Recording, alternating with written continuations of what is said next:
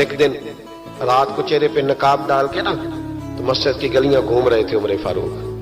ایک گلی سے گزر رہے تھے تو ایک بوڑھی اماں بیٹھی ہے خیمے میں. بوڑھی کچھ چہرے سے پریشان لگتی ہے. تو حضرت عمر غلام سے کہنے لگے اسے پوچھو کیوں پریشان ہے. تو پوچھا اماں السلام علیکم. وعلیکم السلام. اماں کیا بات ہے؟ تو اماں کہنے لگی جاؤ دوڑو, تمہیں کیوں بتاؤں, دیہات کی سیدھی سادھی بی بی, جاؤ بھاگ جاؤ.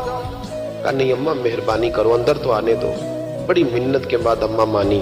عمر فاروق عام آدمی نہیں جس سے دنیا کامتی ہے.